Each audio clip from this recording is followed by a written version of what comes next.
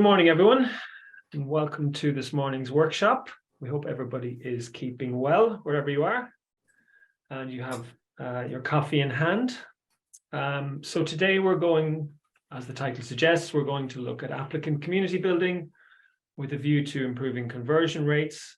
We're going to try and keep it as practical as possible, bearing in mind that people are using different tools and hosting their communities in different place. So we're not going to look at it's not going to be very technical. It's going to be more around sort of the principles of community building in whatever space you're doing it in, and how that relates to conversion. So the kinds of activity that you need to be encouraging in your communities to drive your conversion rates.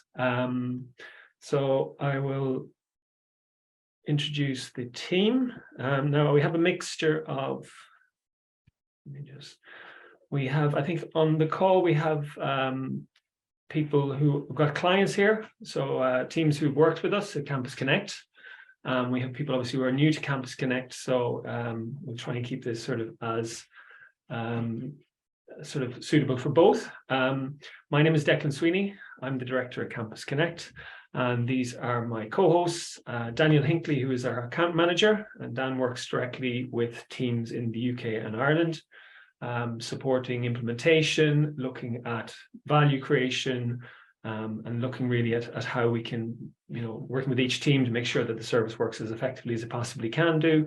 Adele is our community manager. So Adele is at the coalface. She's working with teams in the communities, and her role really is about community development and looking at opportunities to sort of help bring students together. Most of you will be familiar with, obviously, with Unibuddy and TAP and other types of peer-to-peer providers. CampusConnect is slightly different. It is a bespoke community approach. So what we do is we build out a bespoke community for each of the institutions. And the goal is not just about sort of creating one-to-one opportunities for students to talk to others. It's about maximizing the connections. So looking for opportunities for an incoming student to connect with as many peers as possible, peers who are who they share commonality with, whether it's on the same program, peers who are staying in the same types of accommodation, interest groups. And when you start to do that, you can really sort of build out that kind of connection, that peer connection, that network for a student before they arrive. So the communities are very closely mapped to the particular university context. So we map everything from programs to accommodation options to locations. And the communities then become this big ecosystem where students are guided through to really maximize that connection, peer support with each other and with the university. And it's that bond then that drives conversion rates. So it's a quite intensive community process, but the results are in terms of conversion, are very, very positive, and into early retention. We're focusing on conversion here, but there are obviously other types of value in terms of student well-being, student experience, and retention. But as I say, if this is going to be more sort of, we're going to look at it from bearing in mind that people are using different platforms and have different tools available in different spaces, to try and keep this sort of as general as possible. And afterwards, if people want to follow up with us to look at the specific tools and the way the CampusConnect system works, we can do that separately. So I hope that works for everyone. And just a little bit of housekeeping. Dan is on the messages today. So as I run through, if there's any questions that kind of pop up, Dan's there on hand to answer those questions.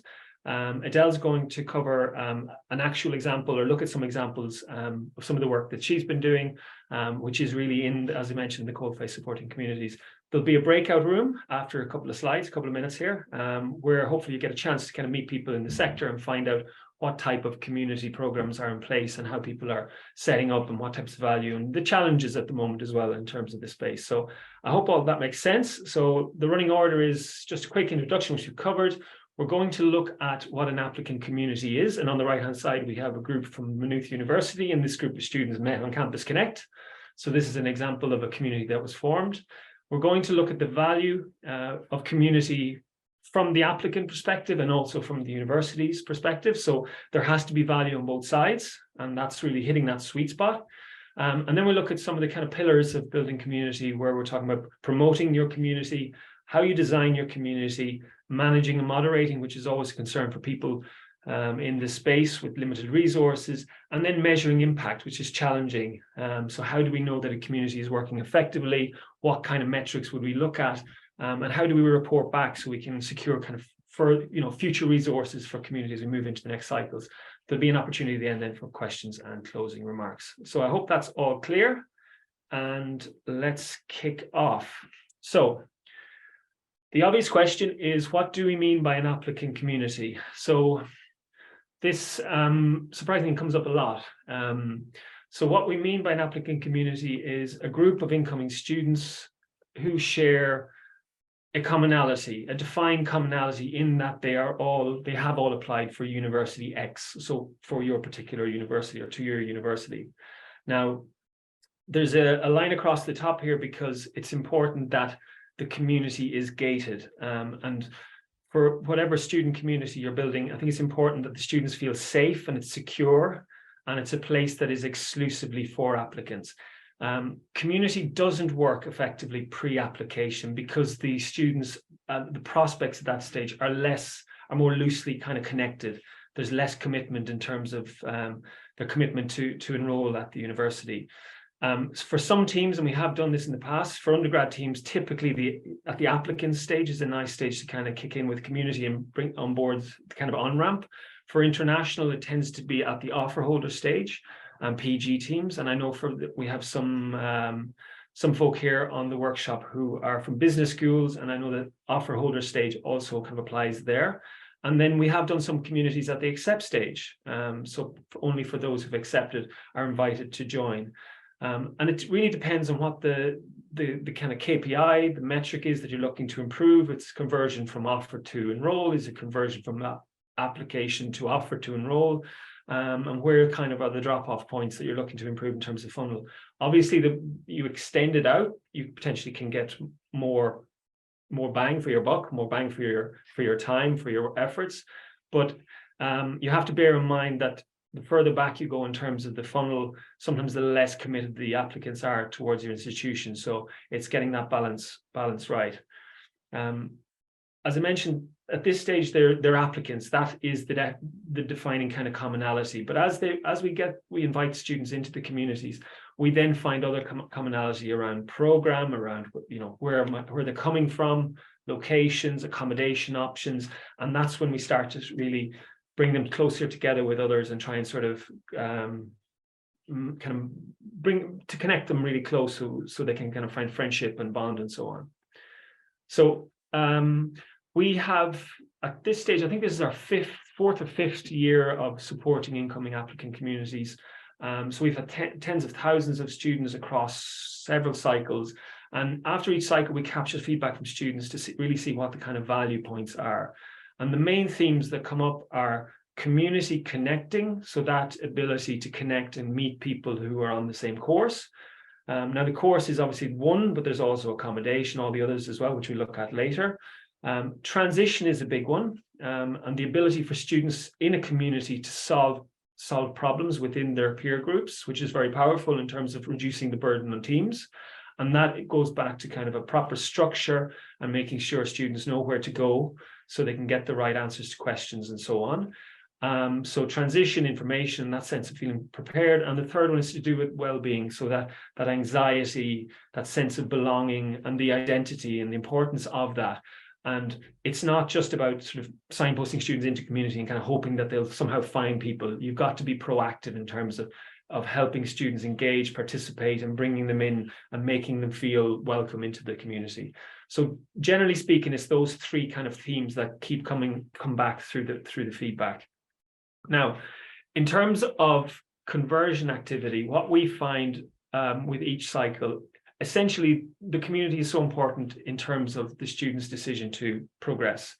For students who choose a community pathway, so a pathway that is supported by peers, you can expect somewhere in the region of a 70% conversion rate via that pathway.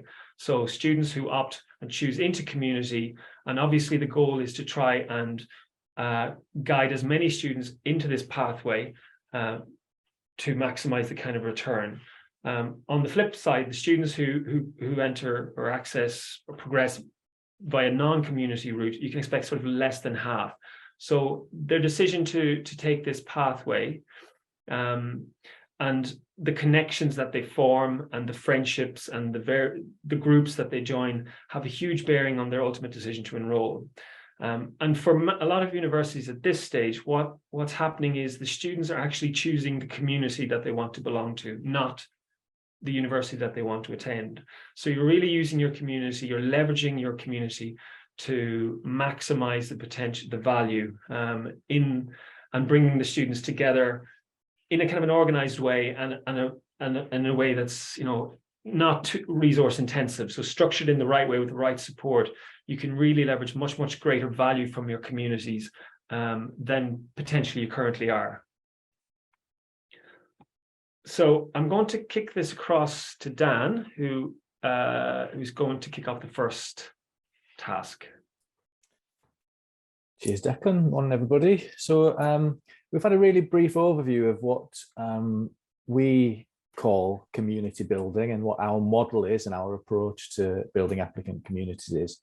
And what we'd like you guys to do now is to take a look at your own institutional approach to community building and see how does it align with the types of themes that we have alluded to already.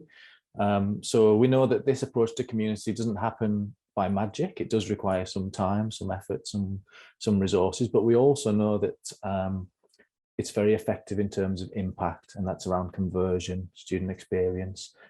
Also, early retention can be impacted by this kind of approach.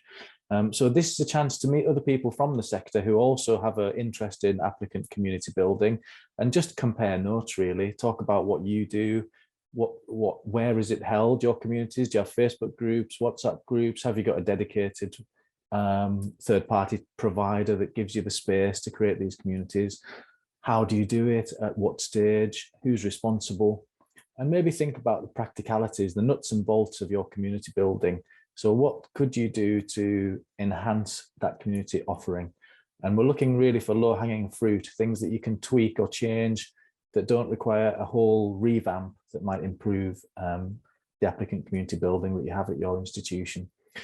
So we're going to give you 10 minutes for this. You'll be added to breakout rooms shortly.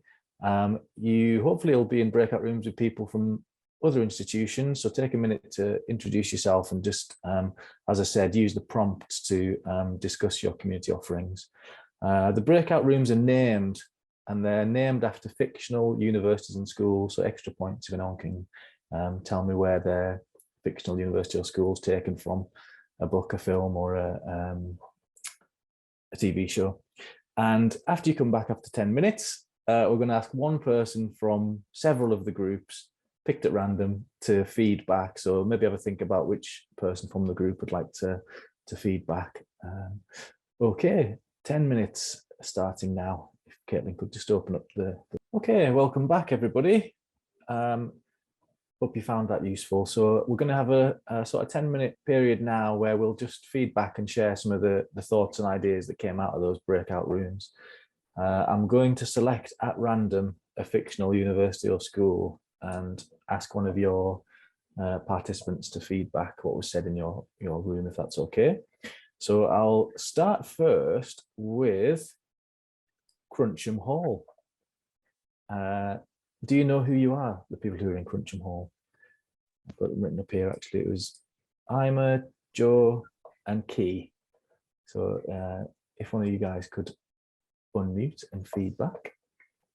I'll take that for our team. I suppose really CampusConnect is the main way that we are trying to engage with our prospective students. One of the other, Joe mentioned that they use Facebook, but they wouldn't really find that to be the most effective way. That it is really CampusConnect is the one that we're using to start our engagement and to try and use that for conversion for our prospective students in order to build a community. I know that we do have some of the recruiters would use WhatsApp groups, but it's more CampusConnect focused for us because you can target your groups. You can, we would start off each conversion cycle by grouping our students together from different regions and getting them to, the other students that are, possibly coming to the university from the same area as them, and then they have that link to home. So it's like, oh, okay, well, I'm coming from America, and so are X other number of students. So I won't be the only American in, UL. I'll have others, and it's the same across all regions because everyone wants to feel like they're going to fit in. So it's using that common approach to start, and then as we go through the conversion cycle, you can kind of branch out more into like course specific or accommodation. Who's depending what student village they're staying in, but it's that common thread of something from home at the start, so they can recognize that I'm not going to be on my own. And it's different, I suppose, for the team that I'm on would be largely responsible. Because I sit on the UL global team, so with the full degree, we would be largely responsible for those teams on the international market initially, along with student ambassadors, obviously, that would support us with the questions. I think we just felt that in terms of practical steps that could be taken, it's really about getting your groups right at the start to make sure that you're capturing them, you're getting their attention like straight off the bat, so that they'll engage with you, and it's not irrelevant to what they're looking for. That's great, thanks, Emma. And I think that thread of commonality is so important, isn't it? Even at the start, and whether you I think Adele will go on to talk about this a little bit later, but whether it's same country, same subject, similar interests, whatever it is that gives people that thought of I'm not alone here, I have others that are. It's huge, particularly for international students. I know we also use CampusConnect for the domestic students, but for international students who are coming, and who could be coming thousands of miles from the other side of the world, it's huge to feel like, okay, I'm not going to be the only person there. I will see other people from my region. And whilst you might not be living with them, or they might not be in the same course as you, they're there. It's nice to see a face from home, or someone, from my culture, or it does help. And it validates their decision making in terms of where they've chosen to study and the course or whatever it might be. Okay, great. And the important question, Cruncham Hall, did you guys know where that was from? I don't even think, I don't. I'm gonna, no. Matilda? Matilda, you got it. Okay. Matilda. The prize will be sent out in the post. Right. Very good. Thank you very much. Great. Okay, let's move on to another room then. Perhaps we could go to Ivy University. And in that room was Ali, Bob, and Gay. So would one of you guys like to jump on and feedback, please? Hi, unfortunately, Gay couldn't get the audio working on that, but Alison and I had a similar experience of using Facebook groups from offer onwards, seeing more engagement from undergraduates rather than postgraduates. But equally, the main flaw in that approach is, whilst people are quite keen to join a general Facebook group, and you can put certain important messages or polls through that in the summer, almost immediately people are going off and forming those groups of their own, be that a hall of residence or more likely the course they're studying. And then they're kind of lost to you to some extent at that more niche level. So all we're retaining is a very general group for sending very general messages and perhaps receiving very general feedback. If, I don't know, for instance, if the accommodation allocation portal wasn't working, we'd find out quite quickly by that that was the case. But it's all at that very macro general level that's not working so well. But Alison, I don't know if you want to add anything to that. No, I think that was most of what we covered. I think we both manage them in the same way as well, and that we have somebody responsible, and then student ambassadors helping us as well. Yeah, that's very interesting, and I think it's largely reflective of a lot of institutions across the sector, their experience of having relatively broad groups, which do offer some validity in terms of you're able to connect with them and send out announcements or information that you want them to see.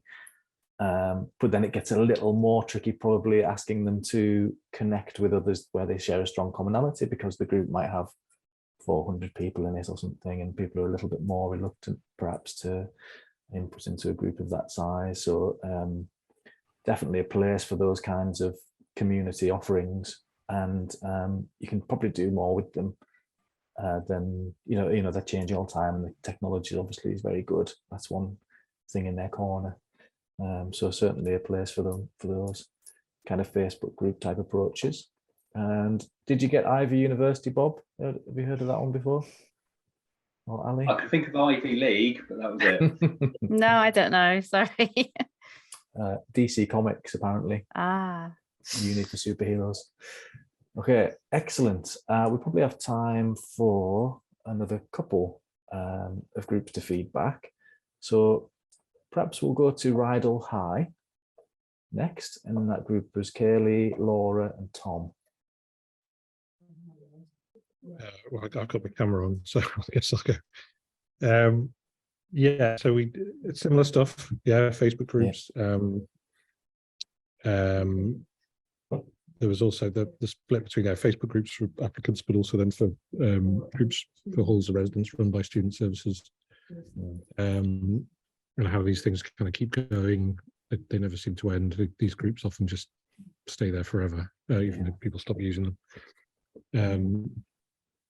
We also Manchester Met apparently using the TAP chat platform, the ambassador platform, to connect applicants with ambassadors. Similarly, like we at Lincoln, we're using UniBuddy, similar purposes. Yeah. Manchester Met also using, or did used to use, a WordPress site with a student blog to kind of connect with applicants, but apparently that's no longer a thing. Somebody wants to jump in, but at Lincoln we are still using WordPress along similar lines with student created content, which we use on social as well to kind of connect. Looking at my focus is more on offer holders and converted students, kind of at that point in the journey, but which is where we kind of my team take up things. So we've used, it does support conversion to some extent, tools like there's an app called Umi, which helps students to meet one another. And we have our own app as well called the Student Life app, which is for current students, but we have opened it up for offer holders. We don't tend to get involved with the applicants. That's more what our marketing team do with UniBuddy, and but I think there's a lot of scope to kind of join things up better and get more work going around community at an earlier stage. So that's one of the reasons I'm on the call, actually, is just to kind of look into that. Very interesting. Cheers, Tom.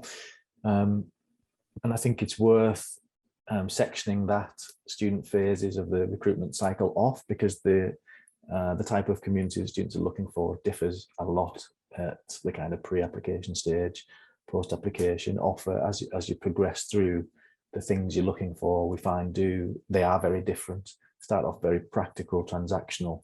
Once you're in a group with other offer holders, you're really looking for that transformational friendship building, relationship forming, finding someone who's also interested in volleyball or who's from the same city that you're from, that really strong commonality. And so, whatever tools are available, it's trying to leverage that type of community building at those different stages, I think. And we've got, oh, sorry, I forgot to ask you, Tom, Rydal High. I'm sure you got that one. Rydal High, my brain's gone blank. I wouldn't have got it either, to be honest. Greece, apparently. There you go. I should have known that. No worries. Okay, thank you very much. So we'll just ask for feedback from one more group, if that's okay. And I'm going to ask for, let's see, South Central Louisiana State University, which was Aoife, Mitchell, Montse, and Nathan.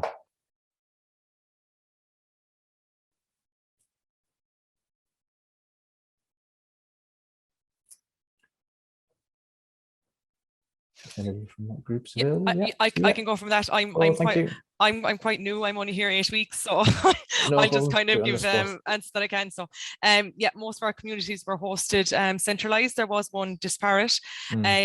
We talked about the stages of launching. So most of us did launch, say, when the student gets the application or the offer to come to the university. So that's when the community was launched, and say wound up then I suppose then when they leave, and the responsible person then would have been, say, for ourselves in here, it would be the different departments that look after. So I look after, say, the incoming Erasmus students that come in. So I suppose it'd be a way for me to kind of connect with the students who do come in, who are new to here, and for new students to connect as well. And we didn't get a chance to talk about the last stage. We ran out of a bit of time, but yeah, that was mostly our feedback. I think it was Michelle that they're responsible. It was outsourced. But for ourselves, and say for UL, it is the responsible person within the team, but there was one outsourced. Yeah, no problem at all. So yeah, it's an interesting question over the centralized versus disparate, because what we often find is when we go into universities and do workshops like this, it's very often a disparate approach, and people don't know about the pockets of good practice that are happening within certain faculties or departments. And to try and bring that all together into kind of under one roof, to have one person responsible or aware of what's going on, is very difficult. And that's kind of quite often part of our role, if we are going in and work with the university, is to try and bring people together and really let them know this is what's happening here, this is what's happening there, and join that good practice together to make sure it's a centralized approach. Quite a few people in the chat are shouting out Greece, I noticed, the new Vidal High. So what about South Central Louisiana? Aoife, did you guys get that one? State University? I didn't even see the name, to be honest. Already in the chat know that one? No, sorry. Any Adam Sandler fans? Oh, no, I wouldn't have got that either. Okay.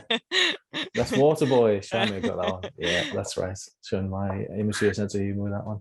Excellent. Okay, very good. Really interesting to thanks for your feedback from all the different groups. Really interesting, and hope the groups we didn't get a chance to hear from learned a bit about the different offerings, what people are using and how they're approaching this community building thing that is so central to lots of people's recruitment and admission strategy now. So a little bit short on time, I'm going to pass back over to Declan. There will be a chance at the end for Q&A. So I think there's about 20 minutes of input from Declan and Adele, and then we'll have a chance for Q&A. Okay, lovely. Thanks, Dan. Okay. So I'm just going to walk through kind of more the practical components, the practical parts of creating a community space, promoting it, measuring it, moderating and managing it. Now, each one of these probably would require a workshop in themselves. So I'll run through it as best we can, given the time. But afterwards, if people want to come back and have specific questions, we're happy to support. So we mentioned conversion. So conversion, obviously, a community pathway to your university delivers a higher enrollment rate than a student who takes an alternate route. So the goal for recruitment admissions, people who are responsible for conversion, is to signpost as many of your applicants into this pathway as possible. Now, I've used a UCC example here, as they did a nice campaign around the UCC CampusConnect community last cycle. But essentially, your community is an exclusive place for your applicants. So you want to make it feel very about you. It's your bespoke, your environment, your place. It's often the first kind of real touch point that students have with other people from the university. So the difficulty sometimes in sending them to Facebook or elsewhere is a kind of a disassociated brand. You're sending them someplace else as a kind of a first touch point, and that has obviously an implication. So you want to invite them and you want to make them feel that this exclusive community is open to them and that it's a gated community. And what we always recommend, you're inviting people directly, as you'll have the offer holder or applicant contact information, you're inviting them directly into the community. And you're, in terms of the positioning, the call to action at the start is about connecting with peers, connecting with others on the same program, the same accommodation options, and the support they're going to get in the community to find people. So it's not a place we're just going to signpost them and hope that they kind of sort it out. We're going to bring them into the community and we're going to help them find the right connections, the right peers. So you need to sell that community. As I mentioned before, the students their decision ultimately is about the people they meet. So do I like these people who I'm going to be studying with? Do I feel like I belong? Do I feel part of this new community, this network? And that has a huge bearing on their decision to enroll, and that's proven through the conversion data. So correct signposting, clarity in terms of what the value is to a student in joining the community, what are they going to get? And then the last part, setting sort of targets and goals around uptake. Now we have, for some teams, we could be getting 25-30% uptake. Others, it's more like 50-60. You're never going to get 100% of your applicants into a community.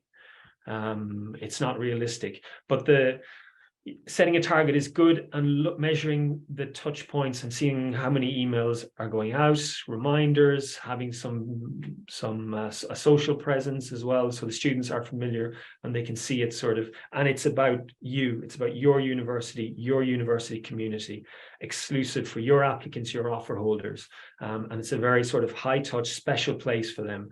And that's really the sell. And if there's one lever really to impact conversion more than anything, it's that point, getting them into the community at that stage. Once they're in the community and the connections start, it's easier then to kind of to build engagement and continue engaging with them over the course of this kind of pre-enrollment. Some teams we work with use typically email, so emailing the offer, and sometimes it goes with the offer correspondence. So it's congratulations on your offer. To begin connecting with peers, connect with people on your course. Some have done text message campaigns, some are doing social and a mixture, some are doing phone calls. But ultimately, once you look at the conversion stats, and there's a recognition that the value here is through this door, we need to get as many applicants in this door as we possibly can. And we work with teams to do that, to make sure that it's part of that kind of digital roadmap, where that kind of digital comms plan, where the students are getting several reminders and various invitations to join. Then in terms of designing, now this is it will depend really on what technology you're using, but this is kind of just a general principle. Where Facebook groups are good and they work is they provide this kind of very broad landing place. So you've got a mixture in any community, you've got a mixture of very, very broad groups, and you've got some very niche groups. Now, the broad groups often serve as a kind of a landing point. Now, you can have a broad group with potentially thousands of applicants, September 23 start, and that's a good place to start because the students come into this community and they can see that there are a lot of fellow members. But if you're managing a Facebook group, what you quickly see is lots of shout outs. Is there anyone from? Can I connect with? Is there someone from Ireland, someone from the UK? Is there somebody studying mechatronics? Is there anyone here who's living in this accommodation, holds a residence, etc., etc.?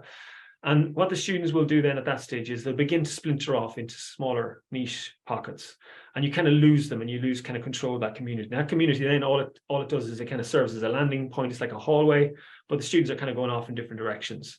Now, where the real value is in the kind of more niche spaces. And what we recommend with each cycle, we sit down with each team and we look at the map, we map out the community. And I think Emer mentioned this at the outset. So looking at what are the ways we can bring the students together. So we have a broad September 23 group, then we can filter them into smaller niche groups around maybe at faculty level.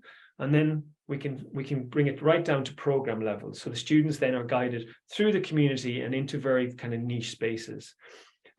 As that community development evolves, we find that there are other opportunities, and Edel will cover this as we go through, but we might find that there's an opening for a new group that we haven't identified, and the students can have can actually inform the design of the community as well.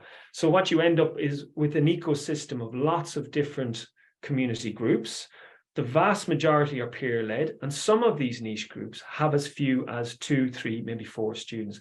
But the magic happens in those niche spaces, because how else are the students going to find somebody who is studying that particular program from their region, etc.? It's that ability to find those types of connections. And sometimes the students don't know at the outset what they want. So they're being navigated through this community, and then they're finding new friends, new connections as this process happens over and over again. Now, this kind of an emergent design is really good because the students are kind of informing the design of the community, but obviously the university has, there's a requirement to guide the community in terms of what are the kind of key stages. So what we would also add in is some process groups, which could be, accommodations closing, if you have questions, and those could be timed groups. So the students then, as they come in, they understand the difference. You've got an ecosystem of lots of community groups. These are peer groups, peer-led. Here's a process group, which is here to help me about visas or fees and funding or accommodation, student welfare, etc. So you can have a nice breakdown of the different kind of groups that the students require, the different kind of community groups that they need as they, in the months and weeks and months before they actually start. With the right structure, and this is sometimes where we mentioned a centralized approach where you have maybe domestic students and international students. Having spaces where there's intersection is great as well, because if you have an incoming cohort of international offer holders and they want to know more about the city, the location, there's often nice intersections where you can bring domestic cohorts, your PG perhaps together with your international in this particular space. And that's what we would work on with teams. So filtering down groups that are available to specific cohorts, where they can connect with different people. We'd often map to clubs and societies as well, and interest groups, and Adele will cover this in a few minutes, looking at kind of other areas where we can bring the students together and really maximize the connections and touch points, affiliations that they have across the university. Now, for some teams, there can be in excess of 200 different groups, some very, very broad, a lot of very, very niche. They're peer-led. The ambassadors will support in terms of moderation, management, as they're assigned to different groups. And then the process groups are the ones that are staffed, but mostly the engagement is driven through the ability to find people, connect, find peers. And they really, really, in terms of student experience, to see a group that's been developed because they requested or they needed to, there was a gap. I think we had some interest groups that we created with Staffordshire recently, and the students got a lot of value from sort of that kind of guided connection. So that is the methodology, that is the process. And obviously there's technology and tools to support this. You can't do this on every platform, but just to give you an idea of the value. So broad to niche, and the students will still go back to the broad spaces because they want to feel part of the bigger university community, but then back into their niche spaces to connect with more kind of intimate spaces, people that are more closely aligned with their particular profile, where they're from, where they want to live, what they're studying, what they're interested in, and so on. So I'm sure there'll be a few questions on that. In terms of engagement, this represents a curve in terms of getting students into the community and the kind of things they do. So typically at the sort of start of the curve, they've got some awareness about this kind of community that exists, but they haven't joined yet. Sometimes they come in, they'll create an account. They'll often start off in this kind of lurking mode where they're just kind of getting a sense of, what's here, who's in these communities, what happens. The next stage then is to kind of introduce themselves, post questions. As they become more engaged, they start connecting with others, connecting with peers, and then they begin to kind of help each other. Now, what we've seen when we've analyzed a lot of the sort of interactions, and we're talking about tens of thousands of interactions in some of the university communities, you can, with the right structure, the students can actually solve a lot of the issues themselves when they find the right groups and they're in the right spaces. The job as a community manager, and what Adele does with each team, is to really support students and move them along this commitment curve.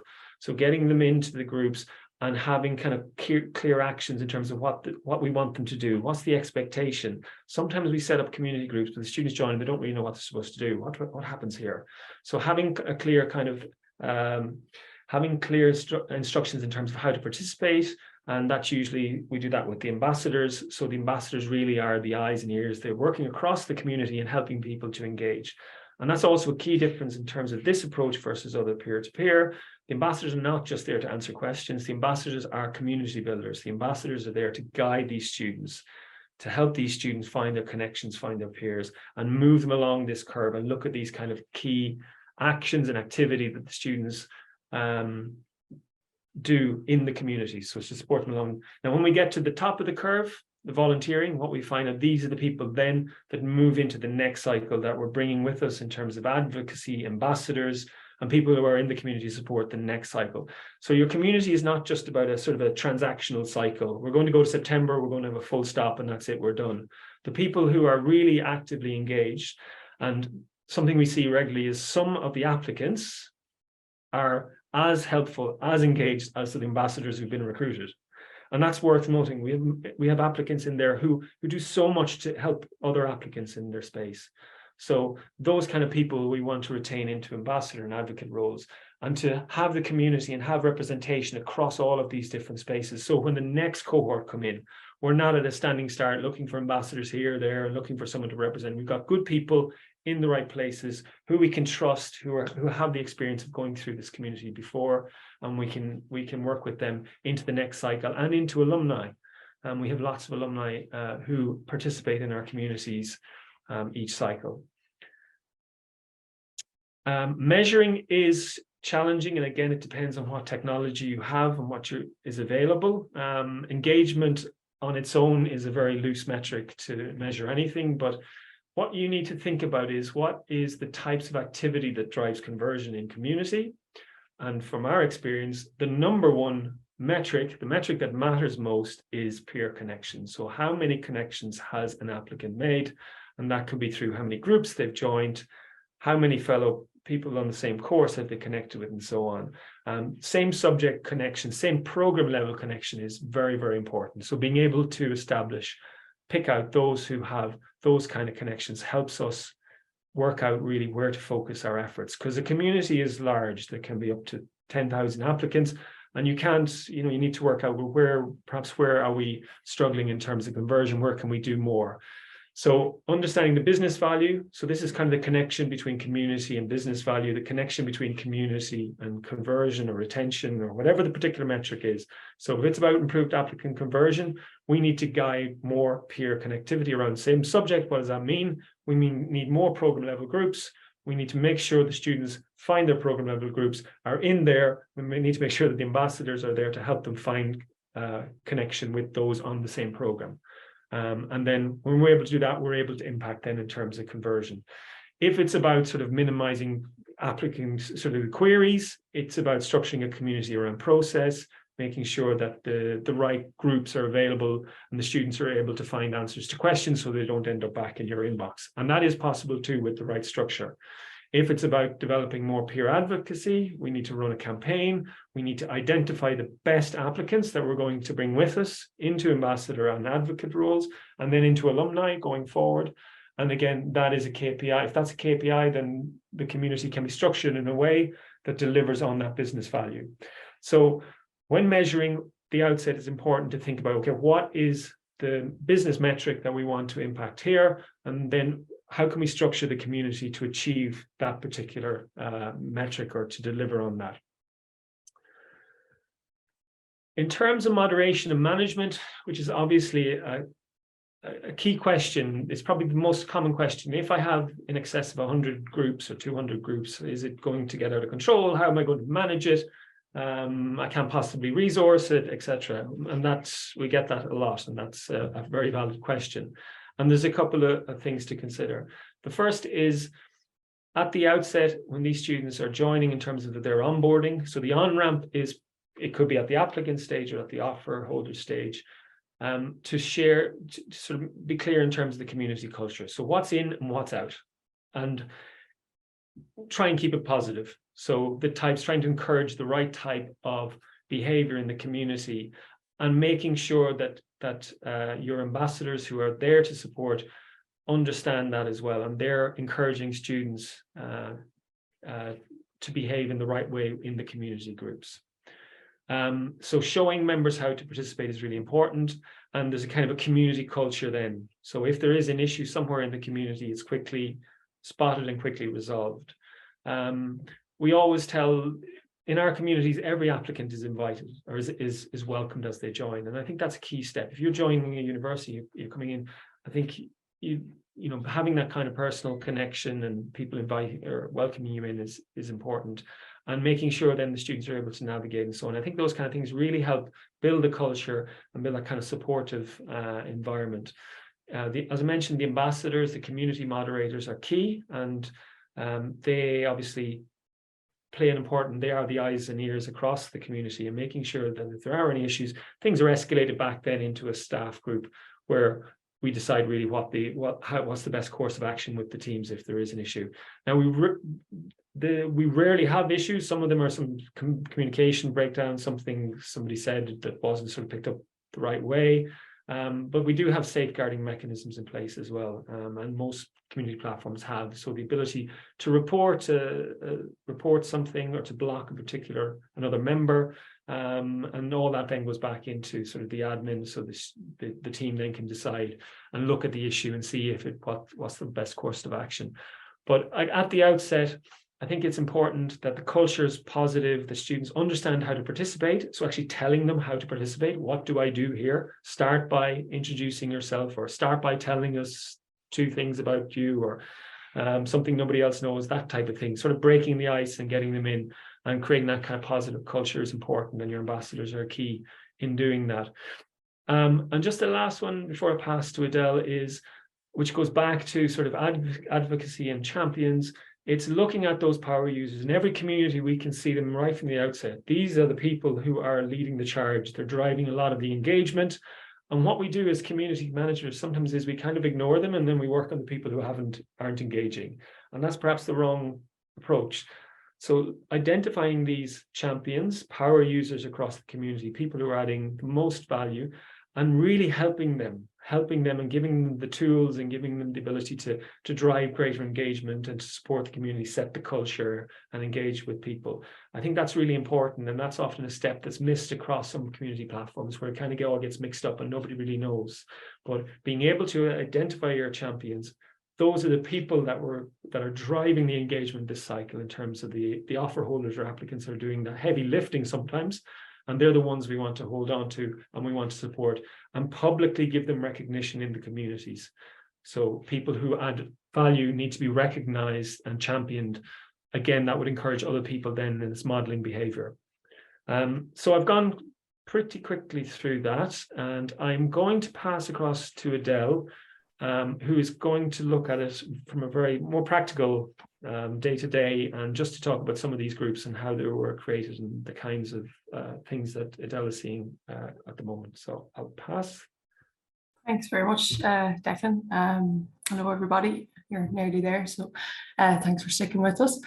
Yeah, I'm just going to run through the community development and kind of some of the group development that we undergo at CampusConnect, and something that is quite prevalent in my role as community manager. I know this has been touched on a bit throughout the presentation, but just to reiterate some of the things that have been already discussed, and maybe clarify a few questions that you might have.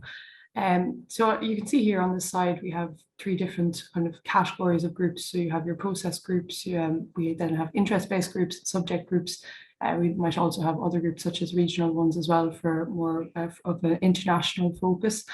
But generally, in my role, I work quite closely with the teams to start developing and cultivating these groups in order to create a vibrant and engaged community. And something I think Emer had touched on from UL earlier on from the breakout rooms, is that having these sort of base broad groups are very important from the outset to get students into the community and get them to show them that we have what they are looking for. So generally we would start with sort of more broad groups. You might have a September 23 starter group, or you might have maybe a School of Business and Law, different types of groups like that. Just as kind of a landing group where students can come in there and start making those connections. But it's really then, as the cycle goes on and we see these more interest groups forming, that is where the real connections are made, and the real places where students can form a bond and feel more at ease about making their choice about coming to your university. These interest groups, or these kind of more niche groups, can be developed in a few different ways. Some of them come very organically. You might see there in the interest groups that we have a dog fanatics group with some of our clients, or Star Wars fans. Some of these came very organically just by listening to the community, and I suppose in my role, and also working with our community ambassadors, we're monitoring the community itself constantly. So just seeing what students are talking about, seeing what they're interested in or what their concerns are, we are able to develop these niche groups for them and just give them the space to engage with each other, either on an interest-based level, or if they all have the same sort of queries, we can open up a group related to that topic then as well. Also, then another way that these more niche groups can come about is by getting direct feedback from the community and the applicants themselves. With some of our clients, we have created a space for them to be able to suggest new groups. So some groups like that we might not have thought of that they would want to connect on. I know with some of our clients, like neurodiverse students, it's quite popular in mature students if there's a bit of a more mature student focus. So these are some of the groups that might be unique to a specific university. So getting that feedback from the applicants is very vital to be able to give them that space for them. But having these niche groups are available to them is very important to ensure that they stay involved and engaged in the community. If you're not giving them these niche spaces for them to connect with, then they are more likely to go off and kind of create their own groups on a different platform. And although this has happened, it's important to try and keep them obviously onto your community space, just to be able to monitor them and make sure they're getting the correct information that they need. But then, so then we also have some subject-based groups as well. And the way I would usually open up these groups, if we have a certain number of students per subject group that have joined the platform, we would then open this niche subject group for them, just so they be able to have the opportunity to connect with people who they're actually going to be sitting beside come September or January, depending on their start date. Generally, when we start creating these groups, we might start with a number between 20 to 35 or 40 groups, depending on obviously if the university we work with is more of an international focus or domestic or both.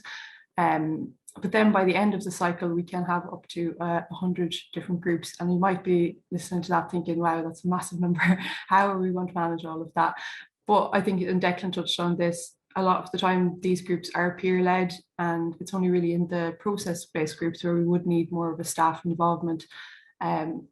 So you can obviously see in the interest-based groups, you're not going to have a staff member chiming in the dog fanatics, unless of course they would like to.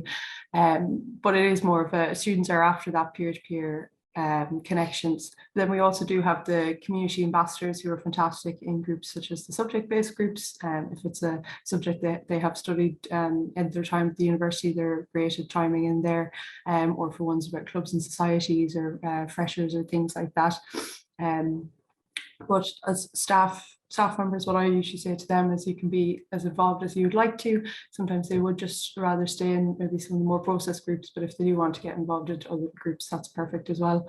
I think Declan had touched as well about a lot of the questions that we do get is how much or how little is a right amount for students to be in a group. And some of the more broad groups we have, you could have 300 people in that group, and some of the more niche groups you might only have 5 or 6. But it is really in these niche groups where students are forming the bonds and forming the connections that are really going to make the difference when they're making that choice about which university to attend to. Just because there are loads of people who've decided to apply to the same university doesn't mean that they all have the same social interests and needs and wants and desires and things. So just giving them this space here is really important and vital for them to make that key decision. I suppose that kind of sums that up anyway, but I know I'm going to pass to Declan just for a few closing remarks, and then we are going to have a Q&A, so I'm sure there's plenty of questions, so definitely please do ask them. Lovely, thank you, Adele. I'm sure people might have some questions around there. So we've got just about 10 minutes, so we're running on time, which is great. And we have a few questions coming in. Dan, perhaps do you want to pick up some of these? So Michael Sheila's asked, what is the optimum number for a community and how many is too much or too little? What do you think, guys? Yeah, I think this has been something that we have learned a lot about over the last few years, because I think the natural thought process is to have as big a community as you can and to get as many people in there as possible. But what we've noticed, and I think we've alluded to this already on the workshop, is that the bigger groups don't tend to generate a lot of engagement. Initially, maybe you'll get your introduction type messages.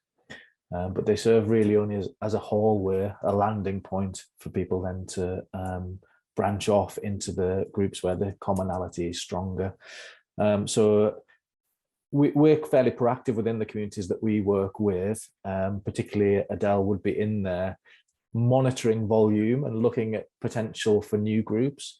And I think if we see an opportunity to create, for example, a subject group with only, say, 5 people, we would do that. So even as few as 5 people, we would create a subject group, and we tell those 5 people that this group's been created for them. Because in that group, the commonality is so strong. They're going to be sat next to each other a few months or weeks down the line. So my advice, don't be afraid of opening small niche community groups, particularly where the commonality is very strong. And do be aware that broad groups will only generate engagement for a short period of time.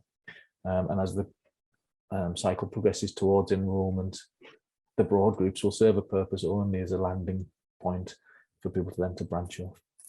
Super. We have a question here from, I don't know, Ali. Is it possible to have private messaging within the groups? Sometimes to resolve an issue, we have to ask for personal details. Example with Facebook, we ask students to DM us with the info. I'll pass that one to Adele. Yeah, so we do have private messaging or DMs is available on the platform, and we do see that where some students might ask a question, but it is like personal information. Sometimes, you know, it might be about a form if it's for like a disability allowance or something like that, and a staff member might pop into them then and like that and say that, oh, you can drop me a message and we can resolve it then in the direct messaging if it is sensitive. And students can also just choose, even if, you know, before they go into this public group, if they see if there's someone as a moderator for a group, might it be a staff member or a community ambassador, they can choose to send them a private message if they would like to, if it is a sensitive kind of personal details. Yeah, great. It's probably worth mentioning just in terms of the format. So CampusConnect is a mobile app. So we create a dedicated mobile app for each university. So the applicants are interacting through the app, which we find drives a lot of engagement. And that we would deploy a University of Limerick CampusConnect, UCC CampusConnect, LGMU CampusConnect, and so on. So there is a mixture then of DMs and group messages. And sometimes there's a difference in terms of where we see the engagement. We're seeing maybe more direct messages, maybe more group interaction. So it depends on the cohort. The next one I will take, what are the GDPR considerations from Rachel Farrell? What are the GDPR considerations in engaging with applicants? It's a good question. For CampusConnect community, the students opt in. So the invite goes out to the applicant community to join, and when they join at that stage, they opt into the CampusConnect or the University CampusConnect community, and we have our terms and conditions, our privacy policy is aligned as a data processor. We work with the university, so we create a contract with the legal team in terms of, we have a contract with the legal team and how we manage the data, what happens to it, and the students are made aware by joining this community, this is the data that we're capturing and this is what we're using it for, how we're using it and why we need it. And that's pretty straightforward and it's pretty standard. So it's an opt-in. The students have to choose to join the community. They can't be added before, if that makes sense. Tom Wright has one. I'll give you this one down. Is it possible to integrate CampusConnect with the CRM? You've just been through this pain, so. Yes, we have open APIs. And we have integrated with a couple of university CRMs, and that it was a reasonably painful process to get that built and up and running. But having done it now a couple of times, it's in place, and it opens up a lot in terms of monitoring data, analytics, reporting, automating the invite process, automating deferrals, withdrawals, people who haven't met conditions of offers, etc. So once that is in place, that really does ramp up what's possible within the CampusConnect community. And I'm glad to have gone through that process and to kind of have that up and running now. And as I understand it, I'm not technical myself, but the APIs that are built are in place that can be aligned with a range of different CRMs. We've used, currently we've hooked up with Microsoft Dynamics systems, but as I understand it, they're available to join up with other providers as well. So the community data is available through the CRM. So that's yeah. Yeah, it's two-way. It's a two-way integration. So. Okay. Trevor Morrow, do you have experience of working with your clients in terms of accreditations? No, I don't think that's something that. No, might need a bit more info on the question. Yeah, not sure that one. Do you have any clients with international campuses and other communities who span the parent and international campuses? We do have partners who have multi-campus, and that's also a great way to bring the students into the community, and then we can help them connect with those around that campus, but also then open up broader spaces where they can, the intersections where if there are multiple campuses, we can bring them all together in one place. So there's lots of different ways to kind of slice and dice it. And that is something that we have done, and that works really well to, especially where there's maybe a smaller campus and students don't feel part of, you can make them sort of feel part of the bigger institution by doing so. Yeah, we have maybe a campus filter. Maybe I could clarify the question about accreditation. We're going through EQUIS and AAC-B accreditation for the business school, and the particularly EQUIS are very keen to look at who you're partnering with in terms of all your support, and particularly in terms of international students. So it's just and we would be asked, why have you partnered with CampusConnect, for example? What have they experienced, for example, with triple accredited business schools?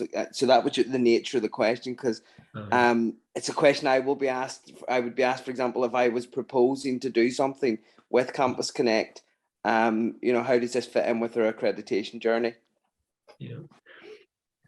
Yeah, I mean, we have, any sort of review. CampusConnect is often, because it sits under the university brand, it's part of the university digital sort of ecosystem and fits into that picture. I'm not sure in terms of accreditation, but we do get sort of pulled in terms of that sort of strategic planning and reviews, etc., as a kind of a key piece. So I don't know if that answers it, but that's we'll just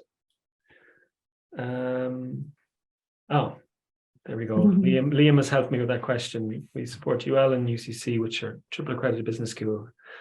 Okay, super. I don't know if there are any questions. I think we're just out of time. That's it, folks.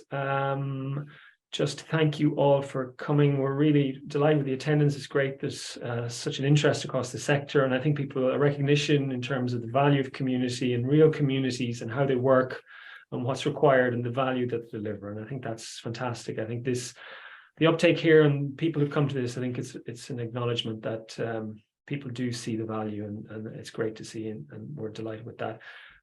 We're going to follow up with just a kind of a survey, just to capture a few questions afterwards, sort of what was good, what was bad. I realize I've touched on some points that perhaps we can do a lot more on and extend into perhaps workshops themselves, and that's something we're hoping to do in the new year. So if anyone has any questions, they want to get in touch, or they're looking for a demo of the CampusConnect service in terms of the technology, we can do that as well. And again, we can follow up with really how to get in touch with us. So this recording will be made available afterwards for sharing with the team, and we'll be sending that on. So for those who couldn't make it today, but that's all for today, folks. And thank you all very much for attending. And we hope you're good wherever you are, and enjoy the rest of the week. And we'll catch you soon. Take care. Everybody. Thanks, everybody. Have a great day.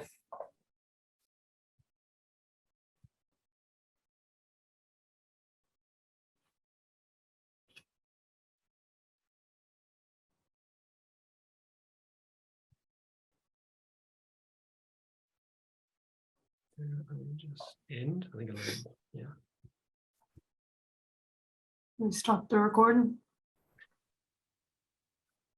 Just end the meeting for all.